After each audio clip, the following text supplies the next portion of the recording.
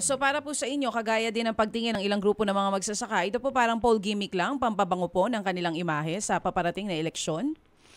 Ay, hindi. Oo, para sa amin ganun din. Ganun yung pagtingin namin. Kasabay nun ay nananawagan kami sa Department of Agriculture na talagang gumawa na ng paraan para mabili yung napakababang presyo ng palay ng ating mga magsasaka dahil itong paglabas nila ng 20 pesos per kilo ay tiyak magre-resulta ng higit pagbaras ng mga traders dun sa presyo ng palay ng ating mga magsasaka dahil i-compare nila yung meron ng 20 pesos per kilo na bigas na mabibili. Opo. Sige po. So sa panghuli po, Ma'am Cathy, bagamat kailangan nating galangin ang lahat ng mga opinyon at pananaw ng bawat individual dito po sa programang ito ng gobyerno, ano po ang inyong masasabi sa binabanggit po ng Palasyo ng Malacanang na dapat po bilang Pilipino, suportahan natin to at wag tayong maging mag-astang talangka.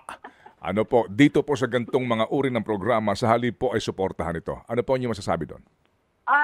Siyempre, Sir Ted, gawin nilang sustained.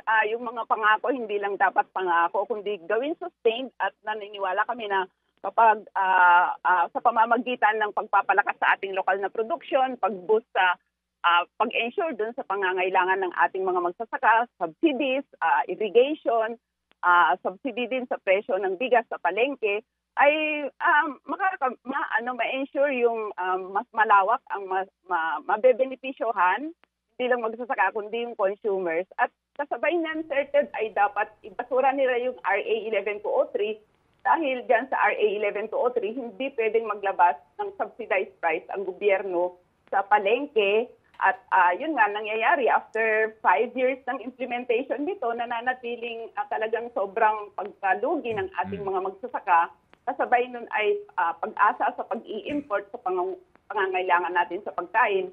And at the same time, talagang sobrang limited yung area o several venue kung saan nakakabili ng kahit paano mababang presyo ng bigas. At yan ay sa Kadiwa centers lang at saka sa mga FTI. Tapos yung inaasahan nila na ang LGUs ang magdi-dispose dun sa mga mas mababang presyo ng bigas ay hindi nangyayari kasi hindi naman mandate ng LGU ang magbenta ng bigas.